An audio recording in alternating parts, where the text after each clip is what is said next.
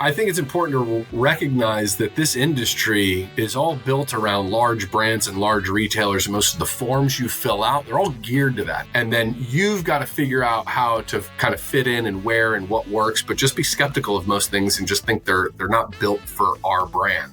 Welcome to the Startup CPG podcast. I'm your host, Jesse Freitag. Trade spend and promotions. You want your product to have a shiny sale tag at the store and help people discover it. But how do we actually get there? It's a topic that can get really expensive and really messy very quickly. So I wanted to bring back one of our favorite podcast guests and community sales experts, Jake Huber, for a 101 level episode on trade spend and promotions. Jake is the U.S. Sales Director of St. Pierre, America's #1 brioche brand, and has previously been on the show to talk through brokers and first sales hires. Today, we dig into how to set yourself up for success when creating promotional calendars, calculating trade spend, and tracking results, all with the goal of driving velocity.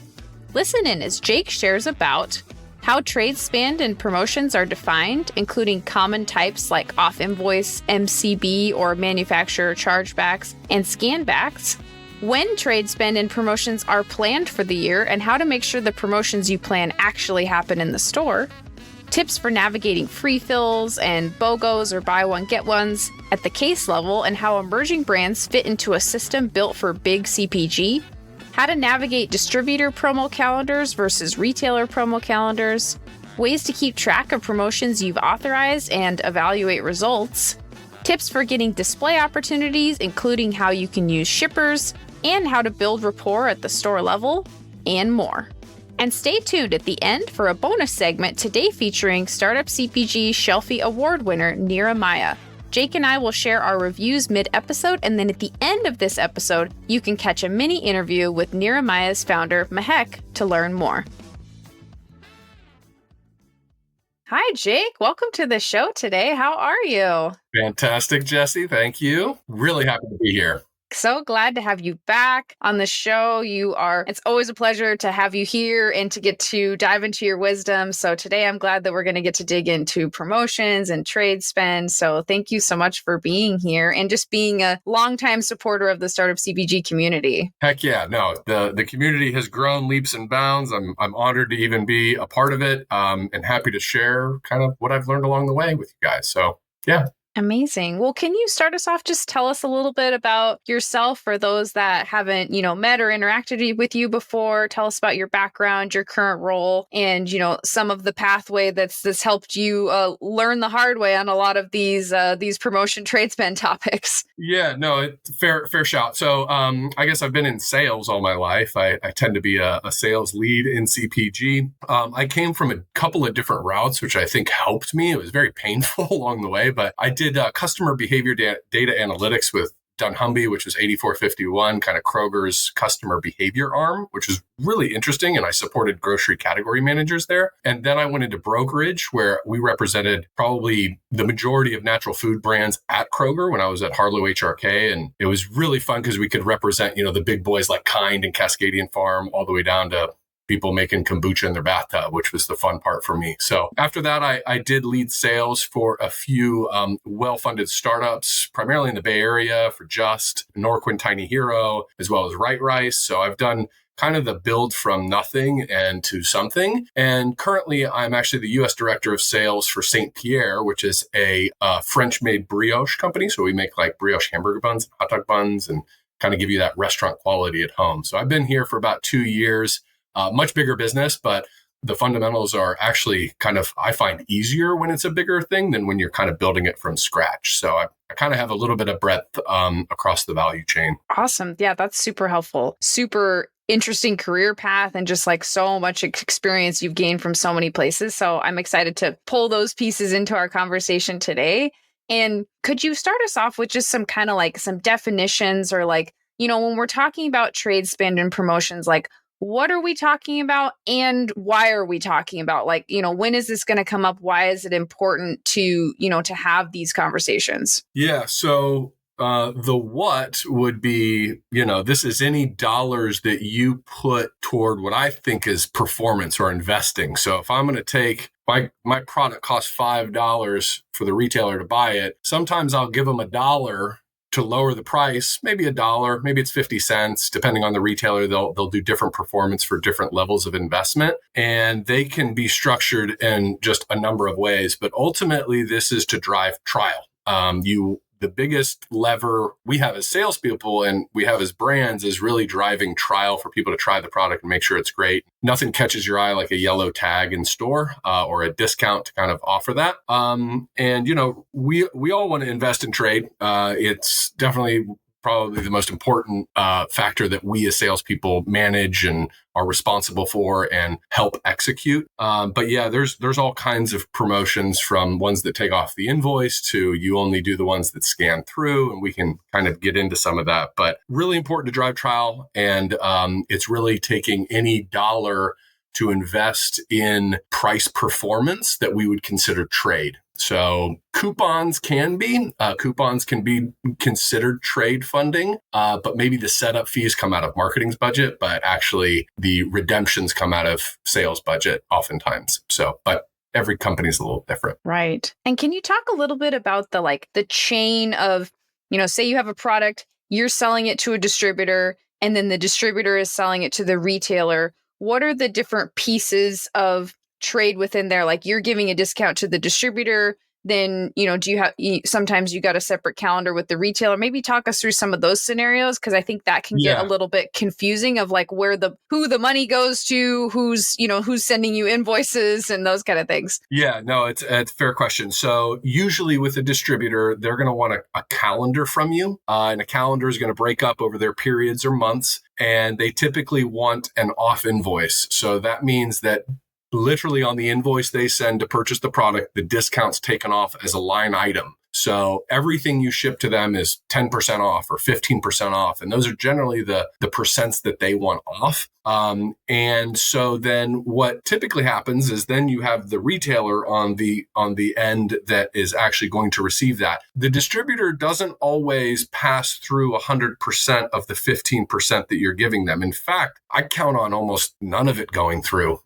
It's almost like, and I'm not saying this cynically, but it is a little bit of a pay to play. Distributors need to make money. They're holding inventory. But very little of that goes through. And you can actually talk to your customer relationship manager at the distributor, and sometimes they have different relationships. If it's Whole Foods, they probably either don't apply the OI to Whole Foods because you deal directly with them, or it's an independent that actually, that's one of the only ways you can promote with them is through doing an off invoice through a distributor.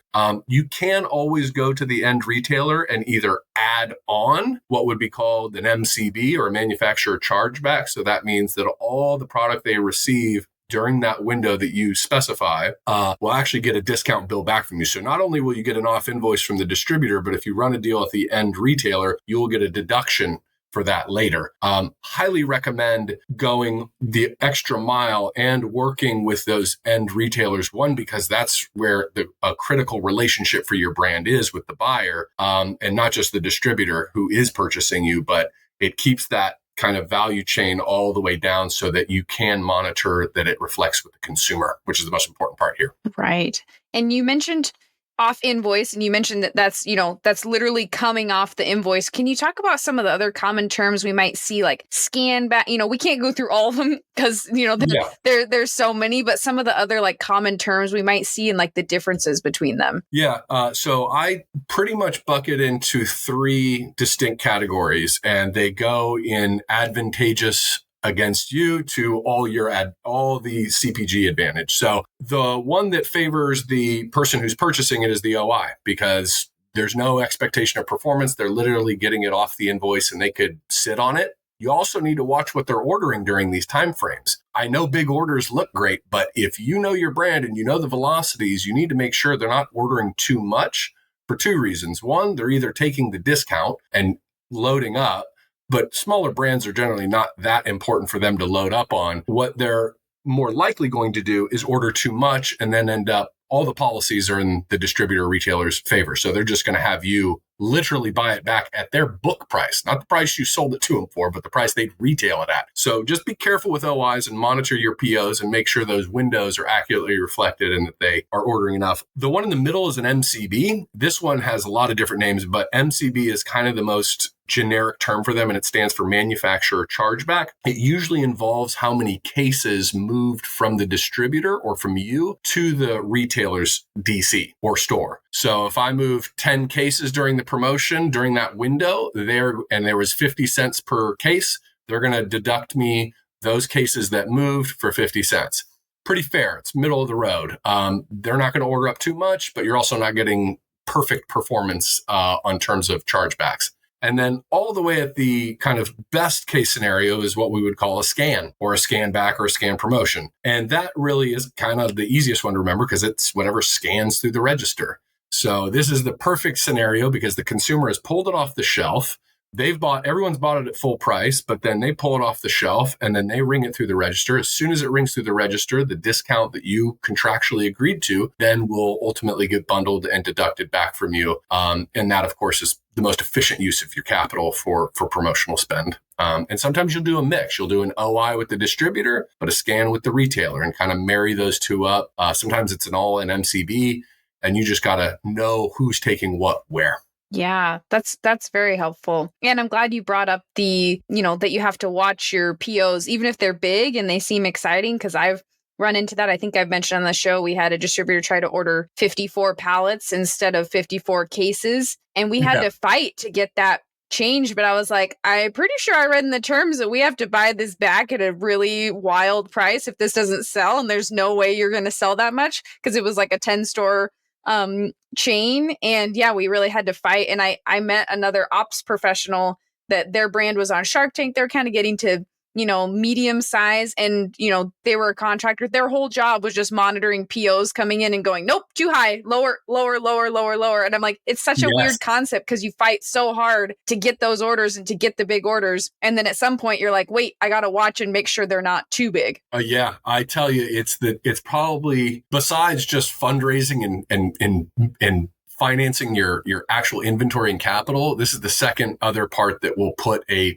medium stage. You're getting into the national players, you're starting to get POs, and you don't know what that looks like. But the dream that you've been building tells you to believe that they want 54 pallets. And it's so seductive to want to say, let's do it. Let's get everyone in gear. And, entrepreneurs and founders are get it done people, and they want to get things done. They want to solve problems. And these are typically challenges. So it's just one of those things that it's keep in the back of your head that this may be too much. And have we put in the right kind of frameworks for evaluating what PO should look like? Right. And then at what stage are we thinking about timing on this? So like when we're recording, we got Valentine's Day coming up and you're like, oh, it'd be great if we were on sale for Valentine's Day.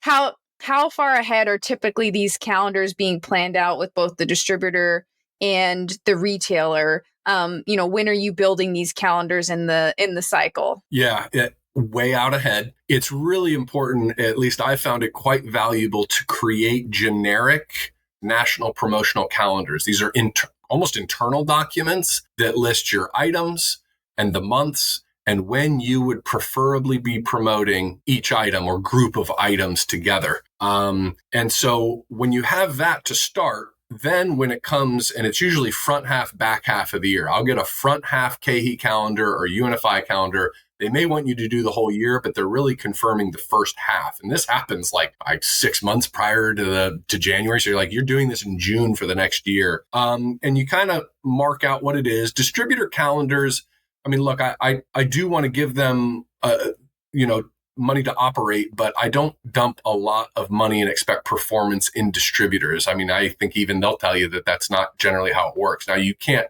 stiff them because we are working with them, and there are ways to activate huge swaths of independence through OIs. So don't ignore them. But I try to maybe skinny those up, and I put more responsibility on the sales team to make sure we're being, or whoever, the founder, to be with the end customers for how we set it up. So yeah, typically it's front half, back half. And then with any large national customer, it's pretty much the same thing. Actually, when you're going to present to these customers, you actually should have a your national promo calendar, at least with the items that you've presented to them and how you're going to support it at what allowance level. Now, before you present it, you got to know, does the distributor you're going through, how do they work together? And your broker can tell you that, or Startup CPG, Slack channel can tell you these things. These are great questions to ask. Like, does UNFI pass through my OYs to Whole Foods? Like, even sometimes I have to be like, wait a minute, do they? I can't remember. So always find out how they interact specifically. And then those plans are built. And then I typically, you're still looking at, you're going to revise that plan here or there, depending on the relationship you have and the opportunities that come from the retailer. These things adjust nominally throughout the year. But if you're making a change, say in February 1st for the next 14 days, don't do it. Don't put yourself on a contract. You're going to lose all your money. There's just a certain level of confidence you're going to have with understanding how retailers operate and giving them enough time to actually process and have it flow through their systems. So you kind of have to get a good feel for them, and each one of them can be different, but 2-3 months minimum if you're going to make adjustments here or there. Right. Yeah. I like to think about at first it's like, oh, well, seems really easy to just like put something on sale. I see stuff on sale all the time. And then you got to think through of like, oh, well, somebody had to make that tag. Somebody had to put it there. Somebody had to set up the display that you paid for. Like there's all the logistical pieces that have to happen. And those kind of, sets and setting that all doesn't happen overnight and may not happen at all. It's something you got to check that, that you went on sale. If you paid to go on sale, maybe all that setup didn't turn into anything. It's really funny. I was literally just on LinkedIn and a guy was making a comment or made a post about, we gave all this funding. We even paid ad fees to be on. And then lo and behold, the promotion didn't even happen. There was no shelf tags. There was no nothing. But better believe you paid the ad fee and they are going to deduct because there's a contract in there. And he was like, what are we supposed to do here? And the only comment I could give him was, look, it's important to understand the sales plan cycle. That's the term. Like, what's the sales plan cycle or what's the timing of sales planning at this specific retailer? So the broker should know this, or even Startup CPG, there's people who know this. I can tell you how Kroger works. Like, hey, I know that about, 10 to 12 weeks prior to execution, everything on their end is actually loaded. That means the tags, I can confirm whether my allocation to support, because we want them to order product. Oftentimes that's called an allocation. Like, hey, we're going to promote it 2 for $6. Can you allocate a case per store to make sure we have inventory? These are perfectly acceptable asks in exchange for a big promotion that you're trying to do. And it guarantees that they're invested in buying it and supporting it. But I have a check-in at some point, kind of before, that I then go to the retailer or the broker and say, hey, confirm that tags are loaded, allocations going out, and everything's going to happen. If we find out that it's not happening or it didn't happen and the retailer can't do anything about it, then I will put requests in to cancel the contract and start saving emails so that when the deductions do come, we can kind of, I don't want to say fight it, but fight it because it didn't get executed and you have enough time to react, as opposed to then assuming it all executes and then finding yourself out money with no promotion. Yeah. Yeah, that's super helpful to know that you're checking in that far in advance to see, like you said, the whole load in process. That's very helpful. So then you have a chance to adjust course if it's not going to happen. Once, it's great also maybe to have, someone go and check in the store and see the tags. But at that point, it is too late if your tags aren't there anymore. Like, the sale lasted a week. The sale is over by the time you can correct it. Yep. Exactly. Yeah, very interesting. Well, could you maybe walk us through an example of like, you're setting up your calendar with a distributor, maybe like a KE or UNFI, and then it's a customer where you're also going to set up a calendar with the retailer that the distributor is going to sell to. Can you talk through like kind of how you would approach that, especially as an emerging brand and you're like, you've signed on with this new distributor and they're like, oh, great. We'd love for you to spend, $30,000 with us this year and to be in every flyer that we possibly have. And then the retailer says the same thing. And you're like, cool, I will have no money after this. How do you navigate those conversations? Like, how do you think about a little bit of pay to play, or like, I got to maintain this relationship, but I also got to like do something that makes sense too, because our ultimate goal is to drive trial. Yeah, I think it's important stepping back, and this is not exact, and I can define this later, but you should have a very healthy, what we would call trade rate. And that means for every dollar you are selling, you're investing a percentage into a kind of a rolling accrual that you use for trade funds. Emerging brands need this more than mature brands because they have household penetration. Everyone knows who they are. So you guys need, and when you're doing your COGS analysis and your profitability analysis and finding out how much money you need to raise, you need to account for a very healthy trade rate. I mean, I'm talking, depends on category, but like 15% minimum. And it can be like 25, even 30%, depending on the category. So with that said, if I am going to a retailer, distributor, and I'm trying to navigate all this, I prefer an order of operations that keeps as much leverage on our side as possible. And you got to be scrappy for this stuff.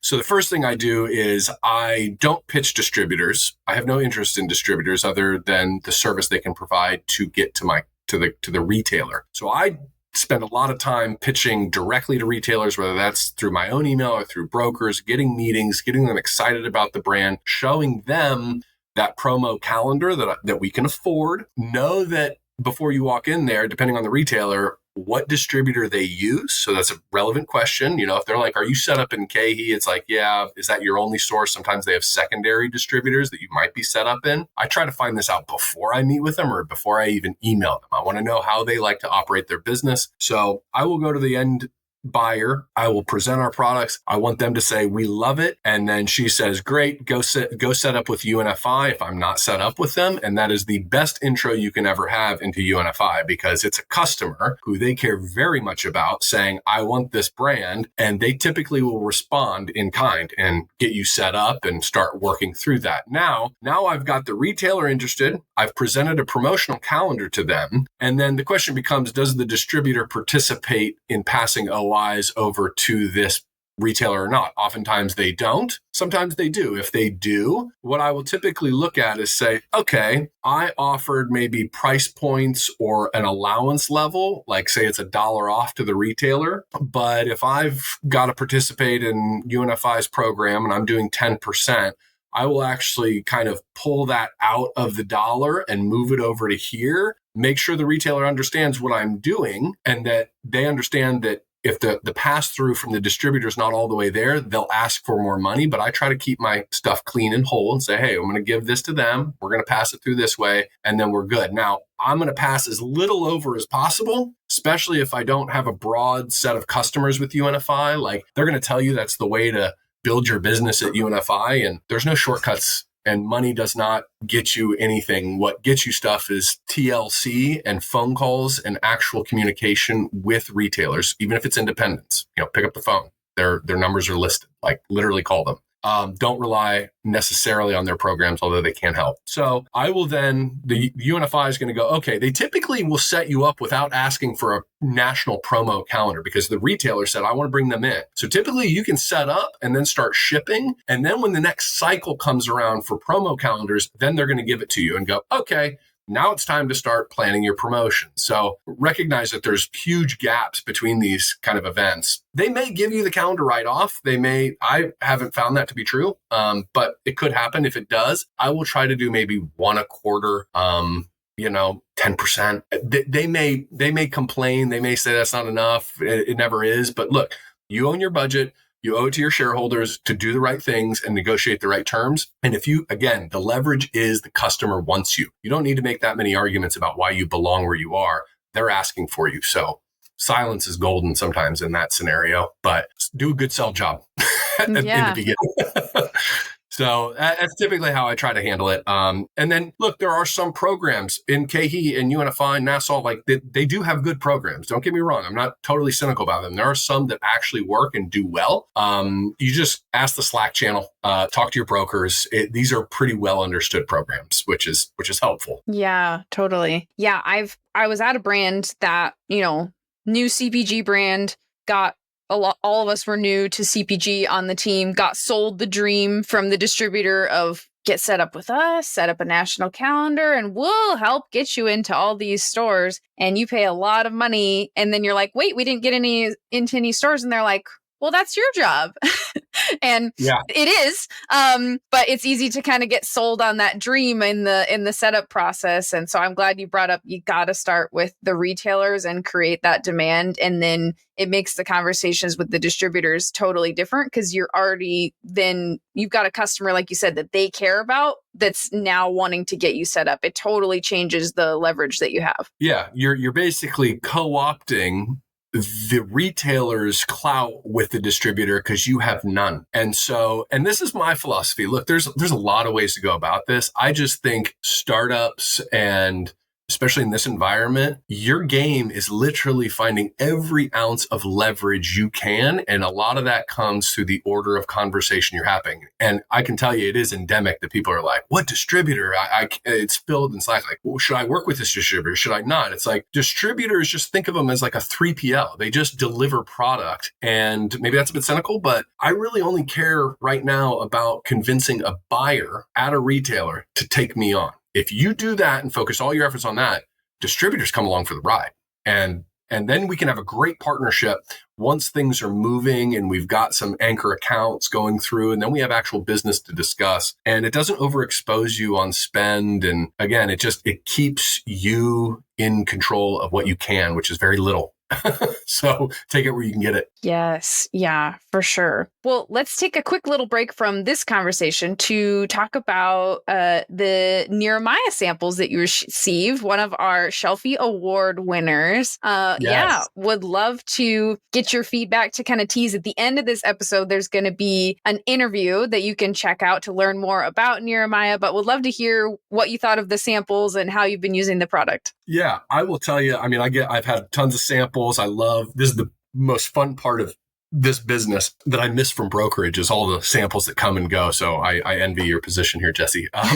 So I was quite skeptical. I've represented quite a few shelf stable Indian kind of sauce companies. Most of them really don't give you the experience, or kind of even close to what the experience is going to a nice, curry house or good Indian restaurant. So I was a little skeptical. Packaging was phenomenal. The presentation was just kind of A++. And then I got the family. So I have 3 small children and my wife, of course, and we got all 3 out, tried it with different dishes. So we cooked it literally as a marinade on chicken. We used others as a sauce and then others as dipping, and kind of went around and just talked through it all. Overall, super, super positive. Our favorite, of course, was street pav bhaji, which was just like out of this world. Did not have that like weird preservative flavoring in there. It was really natural. It came through. The flavors came through.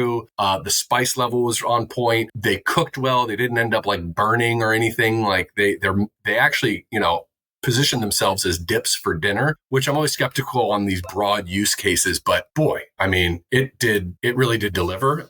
So I think the packaging is beautiful. I think the product really kind of came through. And I was actually surprised at how versatile they were, like to be used as a dip, to be used as a marinade, to be used as a sauce. All 3 of them kind of delivered, which as a first round product company stuff, there's usually something I can criticize, but there wasn't much. Nice. I love it. I love that you got the whole family involved and everybody tried. I love that. Yeah, we're definitely big fans at our house. Like, I think I mentioned to you before the show that I got to try their products at Expo East and just fell in love. And it's become kind of my go-to, one of my middle of the day snacks, of either some heat up a pita bread or some chips and, actually use as a dip, but also, like you said, adding it to, an entree at home, like so versatile. So yeah, I'm so glad you got to try. So delicious. And, so listeners, stay tuned at the end to learn more, hear the story behind the product, because it's just so fun. And we're so, glad to have Niramaya in our Startup CPG community. Totally. That well-deserved Shelfie. And honestly, I look forward to see what they do. She's got something here. So I'm excited about it. Awesome. Great. Well, thanks for taking a little Shelfie break there. And I'm also wondering, it also comes up in these conversations, like, I feel like it's changing a little bit. We've got some like digital options, but like retailers will have like their flyers or their advertisements. Like, where does that come up in this conversation? How do you navigate that? Do you, are those still effective at some retailers? Is it something you negotiate back to with something else? Like, how does, the physical advertising that retailers may still be hanging on to or using play into this? Yeah, I think I try to keep an open mind about most of them. If it's a nominal cost, and look, I always look for support on, it's always fair to ask for something in exchange. They're asking you for something. It's fair to always ask something back, whatever it may be. Either it's a discount off the price, or I can do it if you plus out a few cases for me, or can we run a demo at the same time? Whatever it may be. A lot of independent or smaller kind of natural food houses, their flyer programs are great. Like, awesome. Some of them, they're just kind of check the box, pay to play, and it's kind of a revenue center for some. Again, I think Slack CPG channel is a great place to ask these types of things. Like, what do you guys think about this? I will, ask brokers, or of course my own experience in doing them. I think by and large, probably it depends on the retailer. The larger they are, kind of the more skeptical I am, because that's not their thing. But if, shopping experience, I think of like Air One, like holy experience walking in there, and the things that they do in their stores matter to their customers. And so I kind of look at the psychology of it and think and just run it through my own analysis. And then of course, ask few, but if it's within the price of doing it, I'll try anything once, as long as it won't break the bank. And then it is important that you also ask if there's a flyer program and they say how great it is. What kind of reporting do we get off of this? Can I get some reporting? A lot of these smaller independents don't have formal reporting, but a willing buyer or marketing person there would be like, yeah, I'll run your units over the time period. Just remind me. So again, data is kind of gold. So is money. So is product. I typically keep it in those realms. But yeah, I mean, they can work. I put it through my own filters that usually have to do with, sociology and scope and size. What'll work. Right. And that makes me want to bring up too, I think a lot of people get overwhelmed by all the numbers involved in this of like, what is going to be profitable? How do I keep track of all the different retailers that I gave discounts to? Like, I'm curious from your perspective, like, and we have some resources that I can link in the show notes too, that you've used in other webinars, but, what kind of quick math are you doing? Are there resources that you're using? And how do you really stay organized so that you know who you've given discounts to, who you haven't? How do you keep track of all of it and not get overwhelmed? How did you get overwhelmed when you were first in this of like, oh, what's all happening? I'm kind of curious about that piece. Yeah, I just wait till finance starts sending me emails. No, I'm just playing. Yeah, it is. This is the technical side of it. And sometimes as a founder or a sales lead, when you're one of like 3 executives, it does fall on you guys to do it. The quick and dirty way is, again, the trade rate. And don't let good get in the way of perfect when it comes to this stuff. Generally, the perfectionists are not generally the founders. Sometimes they are, but if it comes to money like this, I just try to keep in broad generalities and keep within a trade rate. So if I'm looking at it and going, all right, Air One, I'm going to project I'm doing 2 units per store per week over 52 weeks in your stores. This is how much gross revenue I'm going to be making off of you. Then I look at how many units we move in promotion. You literally just calculate out how much I'm spending as a percent of total dollars. And as long as I'm roughly within the 15% trade rate, and remember, a 15% trade rate may be nationally. And so I may spend 30 at Air One, but I spend 10 at, I won't say it. So and that's the part of strategy is where are you investing? Where are you kind of maintaining? And what are you just letting run? And different retailers operate in different ways. So it is helpful to understand that. But yeah, I think generally a nice Excel spreadsheet that has account tracking on it that not only is, and sometimes it's part of your forecast, and you can see like, all right, how much am I spending? And then you check in on that.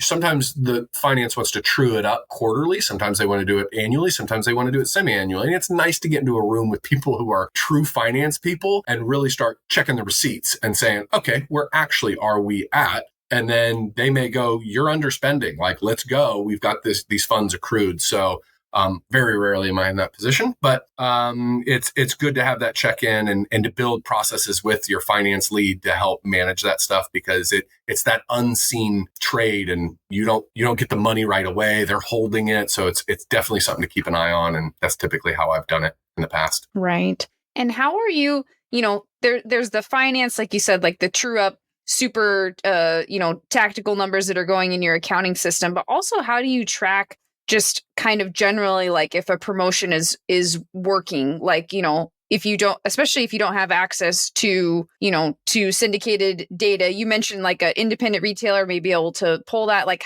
what does that look like for you? How often are you checking in with people on a promotion and kind of just doing some quick math of like, oh yeah, that was a sales lift, that should probably keep going. How does that work to kind of evaluate what's working, what's not on the fly? Yeah, a really good topic.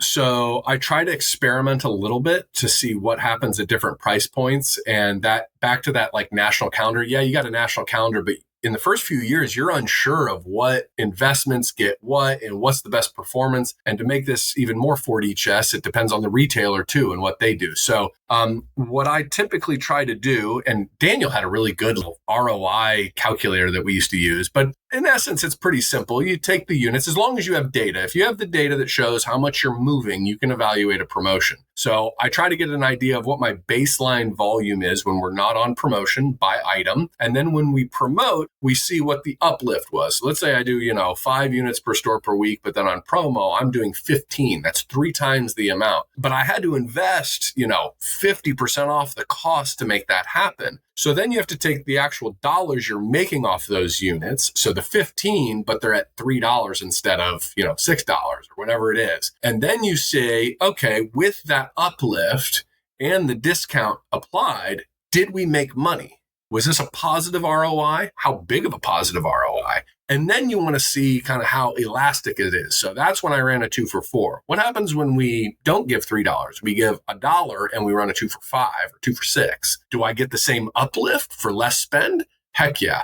Optimize that promotion. This is how it works. And this is how you become an expert in your category and your products. So when a buyer is talking to you about promotions, don't be afraid to tell them how it works. They actually are looking for you to tell them how it works. Or if they're not, make sure you tell them how it works. Say, look, we can give you this. This is how it'll work. We get the same performance out of this. Sometimes when they're asking you to go deeper, that's the perfect rebuttal. It's like, well, why would I go deeper? Well, because we'll sell more. Actually, no, we run these promotions nationally and they actually don't go higher when we do this price. Oh, okay, that's interesting. Then that maybe spurs a different conversation. So it's always important to kind of, more about your business than you might let on, even though you're kind of faking it till you make it. If you know your numbers and you know what your budget is, makes these meetings much more productive. And kind of negotiation starts at no. To be trite, but it does. Like somebody's got to say no. It's either them or you, and then we're going to discuss what works out of it. But you got to kind of at least have a good understanding of what performance does. And it takes a year or so because these promotions, like we talked about, take a long time to plan. Then you got to make sure they execute. Then you got to properly get the data from them. And all these things are fraught with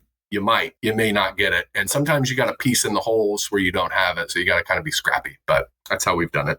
Yeah, no, that's super helpful. And I think I've heard you mention before, like when you're launching with a new retailer, that you don't necessarily want to be on promo your first month while things get organized. Can you talk a little bit about that? Like when you're getting into a retailer, like, is there a strategy with when you first go on promo because you're assuming there's some times for logistic to sort out? Like what's been your experience with that? Yeah.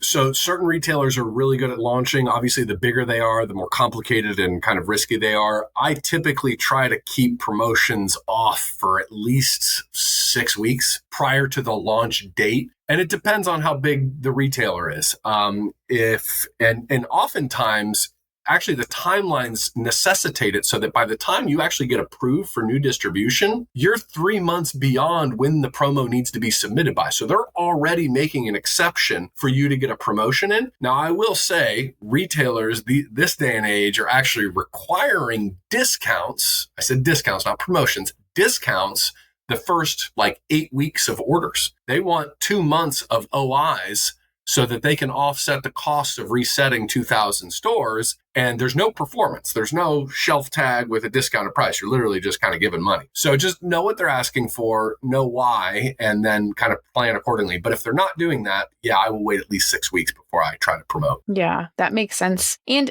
how do free fills fit into this conversation? Are free fills something that you negotiate with? Does your case pack size come into thinking, anticipating future free fills? Can you talk us a little bit through that topic? Yeah, free fills. So I typically look, you can offer a free case. You should look at your case overall pricing. If you have an 18 count that's $75, free case, yeah, they're not actually asking for that. There's usually a dollar limit to the free case fill. And then with distributors, you can set up parameters where it's like your A stores, I'll give, 75% off for a free case. Your B stores, I'll give 50% off a case. And your C stores, I'll give, 25% off, or maybe none. Always negotiable. Everything's negotiable, but sometimes it's policy. The bigger the retailer is, and that's what they are. And sometimes it's department led. The good news is most natural food brands have a little bit of grace when it comes to this, because retailers, at least for the past 10 years or so, recognize that they're undercapitalized, but they resonate with consumers that are very valuable to the retailer. So they will often say, okay, if you won't do a free fill, plow the money into trade. So back to trade. And trade those aren't necessarily working dollars. Finance should actually be tracking the doors you expect to get, and maybe 50% case fills for these doors. That's not even part of your trade rate. So just understand that. And then if you can pull that trade rate, or you can pull the value of that free fill out and then replace it with trade, then it's a win. You don't need to, triple your trade budget just for that. You can just say, yeah, I'm going to move this money, and then demonstrate how you're going to do that. So you calculate, the 1,000 stores at $20 a store. I'm going to invest this in trade in these 3 vehicles, and then that can offset it, or that's one way to do it. And then back to knowing kind of your numbers and your budget. Like if you've gone through the exercise, you kind of know what you can afford, what you can't afford. Be transparent with them, kind of get on their side of the desk and say, here's my problem. I'm ready to do this, but if I do this, I can't promote. And I want to promote here because you're a high-low retailer. Like show them the problem you're trying to solve for. And you'll generally find people are willing to work with you, or at least let you know if you're wasting your time or not, which I generally appreciate. So, and can you explain the term high-low retailer as well? Yeah, sorry. So retailers operate in different kind of strategic realms. A high-low would be one that heavily promotes. Think Kroger, Safeway, Albertsons. You see the yellow tags. They're constantly promoting. You're probably on promotion a minimum 12 weeks out of the year, more like 16 and 20 weeks out of the year. And then there's, on the other end of the spectrum, an EDLP customer or an EDLC customer. I kind of use the term interchangeably, but that's the Walmarts of the world. They just want your lowest price, take the trade rate you have, and plow it into the cost of goods. So instead of selling it for $3 at a 10% trade rate, sell it to me for whatever, $2.90 or $2.70. And that way they're getting their discount and your trade rate's set and you're good to go. And then there's ones that are called hybrids, which are just greedy, and they do both. They want your lowest cost and they want promotions and they want slotting. And you should generally kind of stay away from those in the beginning. That's for down the road. I usually stay away from them. I don't mind pitching them. I don't mind spending the time, 30 minutes, to have a great conversation with them because they are good retailers. It's a different kind of product atmosphere. And if they're not believing in it and they're just looking at you for money, values aren't aligning right now. And that's okay. It's just not right now. So that's generally how the retailer market will split up. Yeah, that's helpful. And on the free fill cases, are BOGOs sometimes part of the conversation too of those first setups, or would you rather go put that money into trade, or do you ever negotiate for a buy one get one on the case level? Yeah, BOGOs are, and I hear Daniel echoing in my head, but BOGOs, and they typically aren't good. They don't really give you the return. They want you to fund almost half of it down. The volume's through the roof, but again, it's something you got to lap every year, so you're gonna have to do it every year. And most brands that are listening to this are premium positioned. It's about building brand and premium and getting people to spend extra to have an experience, not value. So you're using a mechanic that's for mainstream products on premium products, and doing that early on, unless you're trying to move some cases because you got inventory problems, which totally acceptable, man. Run it through, do a BOGO. It has to happen. Sometimes it's just reality. But if you can avoid doing them, I try to negotiate out of them or do something different unless we have some protections, like, again, allocations and kind of, it's just, if it's your first few customers, I'd stay away. Yeah, I like that phrasing of, you're trying to use a mechanism that's for a super big brand on a small brand, and it's you're using the wrong tool to solve a problem. Yeah, I think it's important to recognize that this industry is all built around large brands and large retailers. And most of the forms you fill out, they're all geared to that. Now, specialty distributors and stuff like that are not. They typically know what we're trying to do. But for the most part, just understand that the current is moving for these guys. And then you've got to figure out how to kind of fit in and where and what works, but just be skeptical of most things and just think they're not built for our brand. These are things that we have to pioneer and navigate through. Yeah, that's very helpful. And how about displays? Like, is that something when you're setting up a calendar with a retailer? Are you talking about like, hey, let's get an end cap? Is it something you're talking to the retailer of like, hey, what do you find works well for this product? Like, do you sometimes, can you negotiate to have a retailer give you a display if you sign up for a certain amount? Like, curious about kind of getting those like special end caps. Is it worth it a lot of times? How does that work? Yeah, displays are great. If you can get displays, friggin' do it. They are few and far between for emerging small brands. Mid-tier small emerging brands can get them as well. And different retailers value smaller, innovative brands more than others. And that will speak through how their programs are priced and positioned to you. So take note. Kroger's a great one. Kroger recognizes their consumer behavior. They know what they will give for a display to a natural food brand. They actually carve out space for these small brands because they know they resonate with certain consumers that are valuable to them. But other ones are straight pay to play. Like it's ridiculous too. It's like $100,000 for a 4-week end cap or a pallet drop or something. These are just not programs for us, but I absolutely will target. So if I have a highly seasonal item like brioche burger buns, I will of course make sure that Memorial Day, 4th of July, and Labor Day, we are putting kind of our best foot forward. Those are the promotions that literally make our budget. So, and the retailer, if you're moving enough volume, will kind of do that. Now, I will underline that. And again, when you're planning with the retailer, when you get the front half or back half promotional calendar, you can put in there, underline, hot promo display, ? Have a conversation about it. Ask them, what can we do to get on display? What can we do for off shelf? And then sometimes it is a pay to play. I mean, Whole Foods, you want a TPR, or you want an off shelf, you just pay them a lot of money, but you just pay them. And that's the only way you can get it. Other ones, they're looking at the consumer. And then some of them have like sales thresholds. So they would never give you they will only give brands that can do like $250,000 in sales a week, a display, an end cap display.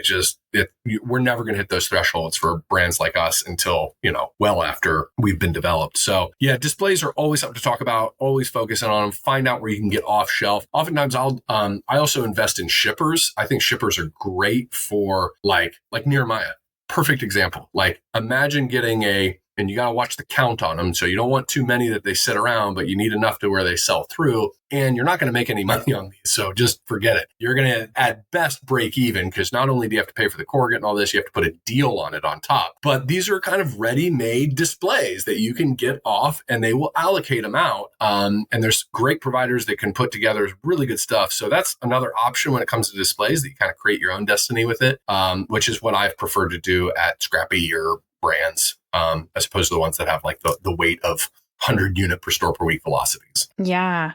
That's very helpful. I'm glad you brought up shippers because that's a super interesting lever. And then you mentioned TPRs. TPR is temporary price reduction, correct? Yeah. Just trying to make sure we hit some of the acronyms. I know TPRs can be called rollers or TPRs or that's usually it. And then display. And then there's all kinds of names. The alphabet soup around it is just kind of ridiculous. So I typically would just say, is this a TPR? Like, what are we talking about here? Yeah. And then sometimes there's TPRs with what I call sales plan mechanics on top of them. So sometimes you do a TPR, but then think like Amazon Prime members at Whole Foods. There's this additional 10% that can qualify on offers. And I see that more and more. These are, I think, great because by function, they are scan-based deals. So I may have given an MCB for the TPR, but the little mechanic that rides along with it is a scan back to me. Now, they're more expensive, but if I'm only paying for the ones that actually redeemed it, I'm down with that. And then we can see how that works, because usually the uplift on TPRs with a sales plan mechanic attached to it are really good, usually. Yeah, that's interesting. I remember Like here in Oregon, we have the chain New Seasons Market, which some people may be familiar with. And New Seasons, one of the things as a shopper of the stores is like every week there's some category that's 50% off. And before I worked in CPG, I was like, that's so nice that they do that that's so nice of them. And then as our brand got into it and it was like, here, you need to fund your 50% off participation in the 50% off sale. I was like, oh, okay. I understand how this works now. But it was interesting to like measure it and actually get to see, it was a scan back to be like, oh, we moved this many more units by doing this deep discount, and then kind of see how it flowed over. But yeah, it's so interesting when you the light bulb comes on of, oh, it's not it's not just the retailers being super sweet, putting out the hang tags for fun, funding it all.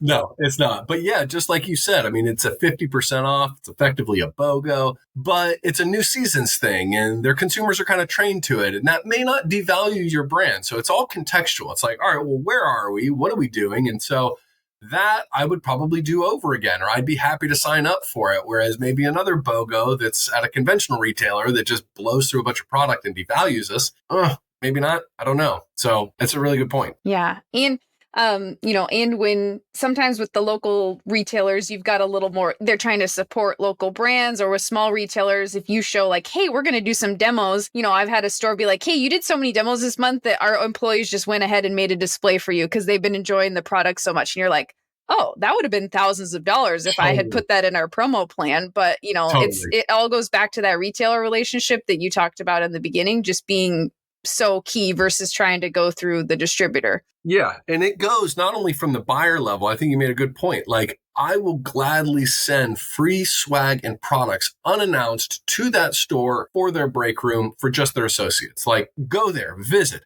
hand out stuff. Like, these people remember the brands that are there. If there's ever a new store opening, be there. Every executive is there. They're all walking around, and guess who's there? But little old, whoever foods sitting there, handing out swag, coupons, ready to do it, making the event even better. And they remember that stuff. And so when there is a display, or there is that stuff, you'd be surprised how much they execute better because there's that kind of personal touch behind it. Same thing goes for me. Like, I will remember, I'll fluff people's products I've never even met just because I like them and I see them in the store and I'm like, I got to leave the shelf better than I found it. So totally. Awesome. Well, any other, I know we could talk about this for hours. There's so much here, yeah. But for today's time, like, any other kind of parting thoughts you want to leave us with on this topic? No, I think promo calendars by account, make sure. So we do these like national promo calendars, which are generic, but you definitely should be keeping very detailed, and they're usually structured by how the retailer counts time and promotion. So sometimes they're 2 week, 1 week. So you build the Excel sheet that your actual promotions are for. You drop in the allowance amount you did and what the dates were and the contract numbers to reference, because when the deductions come 9 months from now, you need good records. So keep good records so that you can clear deductions and fight the ones you need to. But that would probably be the biggest kind of piece of advice, is know your numbers, keep good records, and then don't let kind of, perfect get in the way of good. Awesome. And where can people find you if they want to connect with you? LinkedIn, Slack? Yeah, what's the best way? Totally. I'm on Startup CPG on the sales channel mostly, so I'll try to throw my hat and answer questions there. I'm on LinkedIn if you guys want to, and I'll be at the Alley Rally, that's for sure. So I missed last year's, but I will definitely be there this year. So excited to see it there. And yeah, I'm happy to help anyone.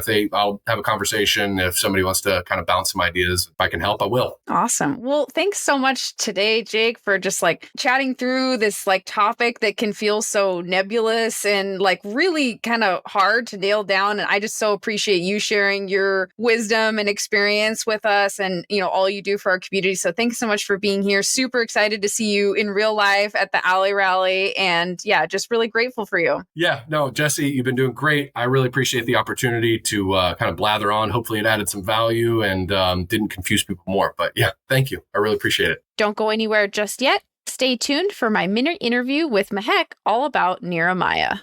Hi, Mehek. Welcome to the show today. So glad to have you here. So nice to see you again after we got to meet at Expo East, which was awesome. How are you doing today? I'm doing very well, Jesse. It's very nice to see you and meet you again as well. It was such a pleasure catching up with you at Expo East, and I can't wait to speak with you further. Yeah, awesome. And I've become such a fan of your products. I got to try them all, at your booth, which was incredible. And then you were kind enough to send me some product, and it's been a huge hit at our house. Our friends have been trying, and I just want to eat some every day in some different form, like one of the like I want to dip chips, and sometimes I'm not even I don't even heat it up. I'll just eat it cold out of the jar because it's just so good. So I'm a huge fan. So would love to hear like some of your some of the background. What's the story behind you launching this business? Yeah, well, I love your review. Thank you for the kind words. The journey to launching Niramaya Foods has been my personal growth journey. And I used to work for retail back in the day, and long hours and travels due to my visa status as an immigrant just kept me really busy. And through that busyness, my lifestyle kind of got strained. I was not eating healthy. I was not living my best life, and that eventually leads to one or the other form of disease in some or the other way. And when I found myself in that situation, I unfortunately lost my visa as well at that point. So it was like God telling me to quit my job and do something else with my life, really. And that's where the first thought of Niramaya Foods really started. And it was actually not with CPG, it was with health coaching. So I became a health coach first after, working for 5 long years in retail, and learned really about my body, about the nutrients, about what causes those deficiencies, inflammation, etc. And I really found that what I grew up eating was so inherently nutrient dense and wonderfully made and packed with spices and herbs and plants and a lot of flavor that was missing from the US retail. A lot of Indian food was really delicious that was available in the US retail, but it was not the expanse of the nutrient centric cooking that mostly happens in Indian households. It was mostly flavor centric, and I wanted to add to that. So Niramaya Foods' first line of products, as you said, Dips for Dinners, does exactly that. We make accessible Indian flavors in formats that provide nutrition and plant-based cooking to an average American consumer. That's amazing. That's so cool. And when did you find Startup CPG? Yeah, that's a great question. So it was the peak of the pandemic. I think it was end of 2020, beginning of 2021. And all of us were making these connections virtually. Practically all my mentors, advisors, people who connected with me were all virtual at that point. And Startup CPG was doing these Clubhouse talks. And Clubhouse was such a fad at that point, so I wanted to join. The only room I ever went to was Startup CPG's rooms, where either one of their experts were speaking at the time. And that's how I found the Slack channel. And I joined the Slack channel, and it has been amazing journey of growth since then. That's awesome. Yeah, I love that. I love that you found Startup CPG and are an active member of the community. It's so awesome. I'm also curious, since I got to see you at Expo East, how was your Expo East experience? Well, Expo East was my very first trade show, and I feel incredibly lucky and grateful to be able to attend it within the first 6 months of launch, first of all. Secondly, it was an amazing show. It was so overwhelming to meet so many people at the same location: retailers, service providers, customers, influencers, PR, news. And so as a young brand, it was a great learning experience, as well as great conversations and feedback from retailers we eventually want to be at, and gave me a good roadmap of planning growth sustainably and making sure that in this economic climate, we are able to sustain the decisions we take and keep our partners informed. So I think that was one of my biggest learnings from Expo East, was to plan growth sustainably for big, given the times we're living in, especially as a bootstrap founder. And I'm really excited about the opportunities that brought for us in 2023, and I can't wait to share those. Nice. That's amazing. Yeah. And you had such a cool booth, and you were wearing the coolest pink suit that I think I've ever seen. So props to you for that. Just the whole aesthetic of your booth and everything was just incredible. Thank you so much, Jessie. That means a lot. We've put so much time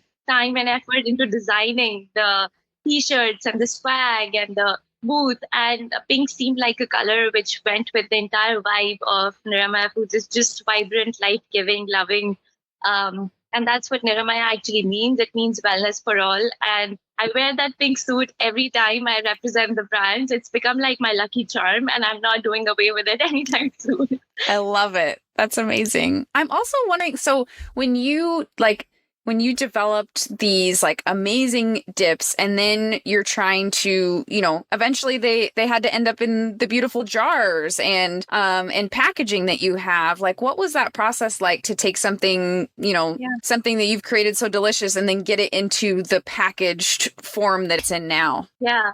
So I ideated on these sauces at the peak of the pandemic in September of 2020, actually. And I was cooking and I was, changing and tweaking factors to make it more nutritious and delicious for me and my family. And from then to actually reaching this package was 2 long years of trials and errors and production and scaling up, because I knew that with the supply chain issues that everyone was basically facing, we had to have a shelf-stable product.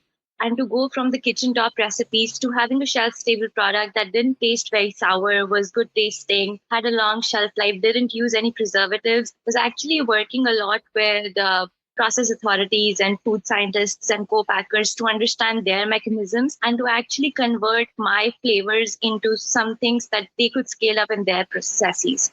And it was a great learning experience. I'm sure not a food scientist by any means, but I've learned a lot in the process. And it's a long process, but I think it's really worth it. Yeah. Are there any stories that stick out to you from like around launch time, or it could be before or after, just stories along the way so far that have like really, really stick in your mind? Yeah. I mean, I laugh at my failures now. Back then, they were really scary. So I remember this one time when I was producing at a commercial kitchen back in the Bay Area, and I was just sampling and testing locally, and it was really low scale, just like a sample run. And I made all these batches. I followed the process, and I left them in the trunk of my car. And then the next morning, something smells really horrible, and that entire batch got fungus. And there was this one bottle that was open, leaked out, and that corrupted the entire batch. And oh my God, when I look back at that day, I really thought that this is the end. This is the end of, my company. I'm not seeing another day of making these sauces because I'm so repulsed by the entire picture.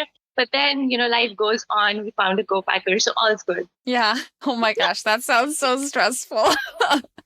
And since you have some background in retail, like how has that helped inform your strategy and how you think about your business, having that background? Yeah, my background was largely in fashion and tying supply chain to category insights and bringing in cool new products which could drive value for the retailer. And tying back that into the food world really made me understand to look at supply chain more closely. Things like on time and full deliveries and chargebacks really hit the suppliers hard when they don't think about that from the get-go. And knowing that, I think, has helped me sustainably plan the growth, reach out to buyers with empathy more than desperation. Being on the other side of the table, I understand how many people they are dealing with on a day in and day out basis. And the criteria that actually make products successful at retail is not the same as thinking about it from your passion endpoint. It has to bring value to the person you're selling to, whether it's consumers or retailers or investors or different kind of decision makers. So I think it's helped me in that way, in really empathizing with the people I'm writing to. Yeah, that's amazing. I think you got to present at, was it like a Nosh Live event? Can you tell us about that? Yeah, so I presented at Nosh Live Pitch Slam this year in June of 2022. It was an amazing experience. Nosh in general puts together these great events, I think 2 times a year. And the pitch was a good opportunity to put it out into the world, something that I was like really doing by myself, developing behind the scenes, working with all these co-packers and, packaging and, product and everything. So it was the first time we ever revealed our line of products. we hadn't even launched properly at that time, and we didn't even have inventory. So 2 days before that event was actually our planned trial run, and I was flying back from Colorado to New York to actually pitch for that event. So it was great. I think we got some amazing feedback from buyers and investors and retailers, which was really exciting, overwhelming at the same time because of the newness of our brand, but it steered us in the right direction in many ways. Yeah, interesting. And, I definitely want to talk about, more specifics of what's coming up for you soon. But I'm also curious, since you have some background in e-commerce as well, like how do you view e-commerce as part of this? Are you going to be more, retail focused? How are you thinking about the different channels? Yeah, that's a great question, Jessie. So with respect to our sales channels, we definitely want to be omni-channel. But being a single person team right now, I'm really focused on retail.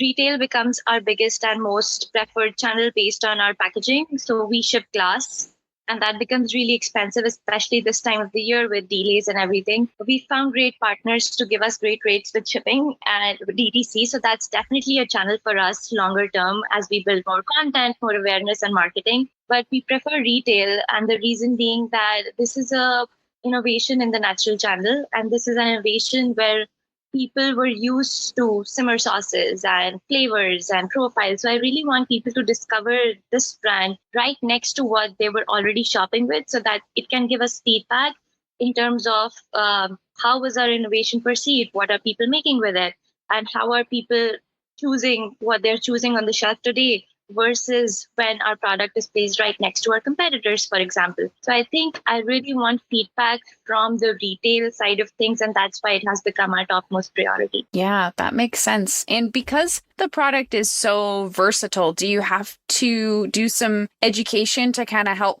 people show how, I love that it's versatile, but also then you have a lot of ways to use it. And every time I see, I'm like, oh, I hadn't thought that I could do that too. Like I said, I mostly am just like, I always just want to eat it with chips because it's so delicious. But like, I'm curious about the education component of helping people show all the different ways they can use the product. Yeah, well, I'm glad you asked this question because I ask this question myself every day. And innovation comes at a price because you've got to educate your customers. I think of it in a slightly different way. So if you've ever seen, an Indian friend or Indian coworker or Indian colleague of yours eat at home, they would probably have a plate and a flat bread or rice, and so eating with hands in India is very common. So they would break the bread, dip it in whatever they're eating. So Indians have been eating stir fries, vegetables, lentils, which we call dals, as a dip for ages. And it's the largest form of tapa style eating, assembly style eating. And so that was the intent behind that. You can just open the jar and dip whatever you want in it and have a meal, right? So it's, on one hand, I can think about it as, creating these various recipes and educating my consumer and spending these dollars. On the other hand, I can think about ways of really relaying this simple message: just eat and eat, open the jar and have your meal, So I love that.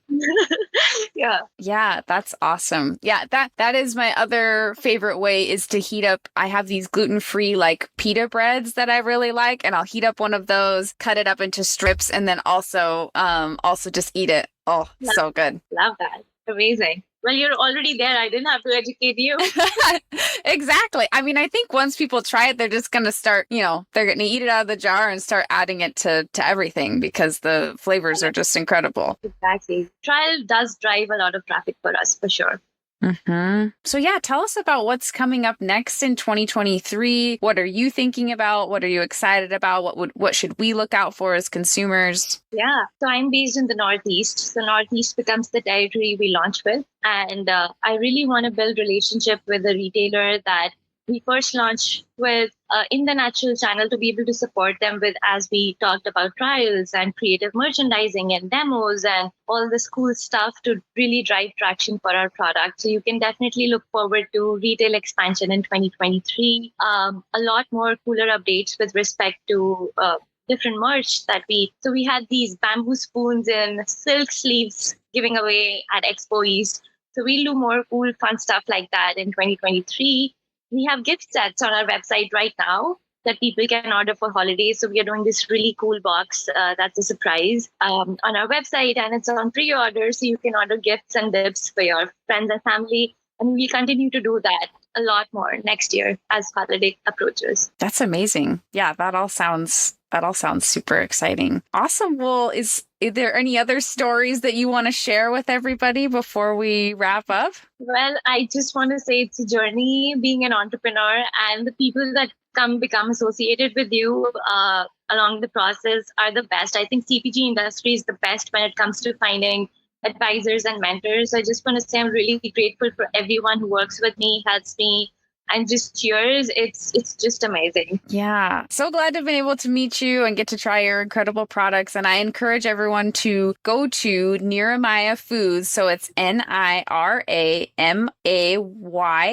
Foods. So niramayafoods.com. You can also go to Instagram at Niramaya Foods. So I encourage everyone to follow along. I'm so excited to keep following along. We're all cheering for you at Startup CPG. So yeah, just so glad that you could join me today and tell us a little bit more. It's been really wonderful. Thank you so much, Jessie. It was so wonderful seeing you, and it was a pleasure talking to you. Thank you for listening in today. I'm so honored you joined me for this conversation, and I love hearing from you all with feedback, suggestions, or if you just want to say hi at podcast@startupcpg.com, or you can find me on LinkedIn. If you liked this episode, we'd love for you to share it with a friend or colleague, subscribe so you don't miss future episodes, and maybe even leave us a 5-star review on Apple Podcasts. If you aren't yet in our Slack community of founders and experts, we'd love to see you there. You can get the free invite at startupcpg.com and find all our other awesome resources there, like webinars, databases, the blog, the magazine, and virtual and in-person events. And if you found yourself rocking out to our intro and outro music, which I do every single time, make sure to check out the Super Fantastics on Spotify. It's the band of our Startup CPG founder, Daniel Scharf. I'm Jessie Freitag, your host and producer, and on behalf of the whole team at Startup CPG, thank you for being here and see you next week.